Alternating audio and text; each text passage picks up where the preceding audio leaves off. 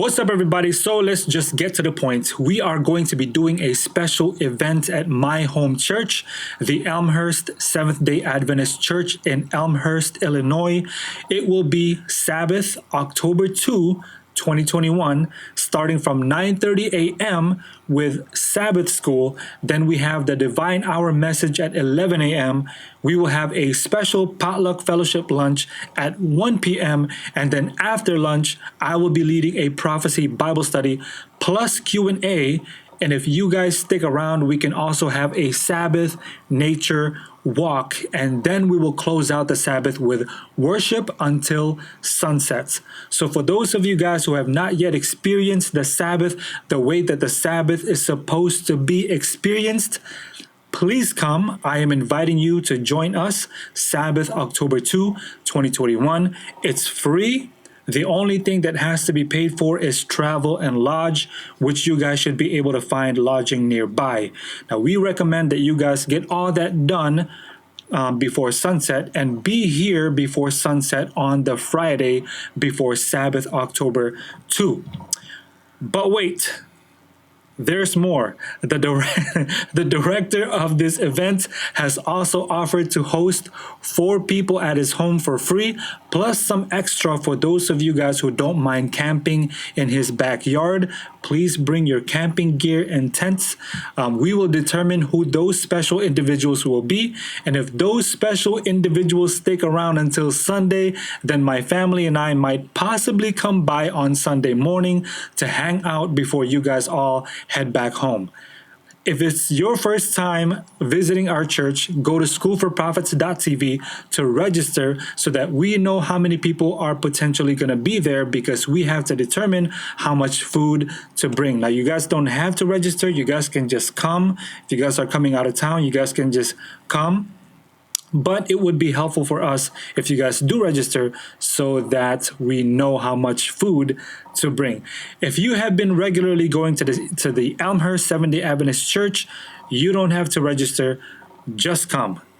Don't forget to don't forget to download the itinerary found at schoolforprophets.tv. Link is in the description box. Thank you guys again.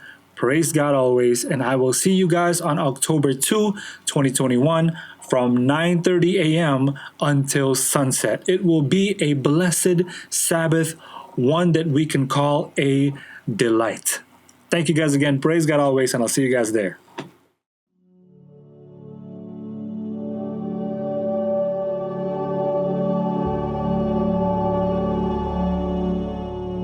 Why did God rest on the 7th day? Was he tired?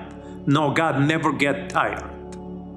He said that he spoke and everything happened.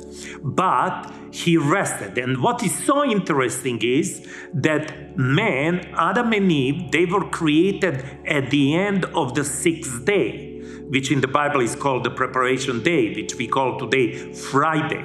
So as they were made toward the end of the 6th day, then their first full day would be the day of rest. Does God get tired? Does he need to rest himself? Obviously, I primarily believe that the reason why obviously it was Jesus here doing the creating. It was Jesus doing the resting.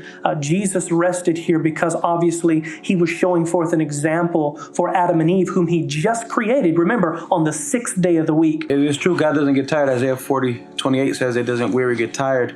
But it also says over and over in the Bible that he's our supreme example. And so I believe that's exactly what it was for. It was to be an example. The Bible in Mark chapter 2 says that the Sabbath was made for man and not man for the Sabbath. From the very beginning, when you look at creation, you do see God creating, and he's speaking things into existence. He's saying, let there be light, and boom, there's light. Let there be a firmament, boom, there's a firmament.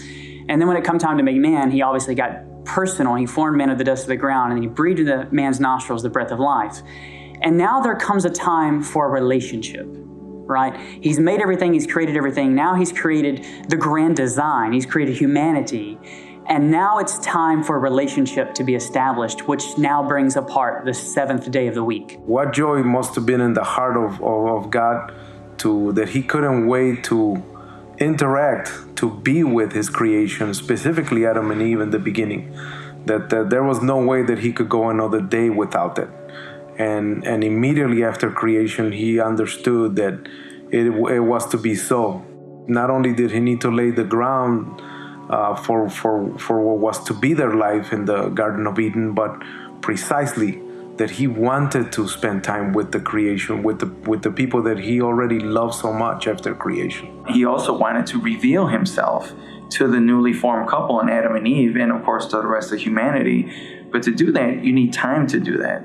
And so the Sabbath is designed to have a time specified or set apart just for that reason, to spend time together. If we can just imagine, Adam and Eve, they've been created, and the sixth day is coming to a close, and they're looking out over the whole garden and how beautiful it is. It's a perfect paradise. And they're looking here, that's the first thing that they've really got to comprehend other than God himself. And now they're seeing this beautiful garden, and they look around and they hear this rustling in the grass, and there's Christ. Christ came to spend this first day. Now this would be their first full day of life. He come to spend this day with them. I imagine that he walked them through the creation and showed them step by step everything that he had created, because man and woman were created on the last day. So he was showing them everything he had created up until that point. I truly imagine that he just took them through a tour of his creation so that they would know without a doubt that he was a benevolent, creative God. And so the Sabbath is the seventh day is that relationship time now that God is going to spend with his creation. And he's really going to be able to just share with them who he is, who they are, and all the details that's necessary to build that relationship. And so the Sabbath is ultimately for that. Jesus rested in a sense to enjoy his creation. God rested on the seventh day because he wanted to spend the first full day with the humans.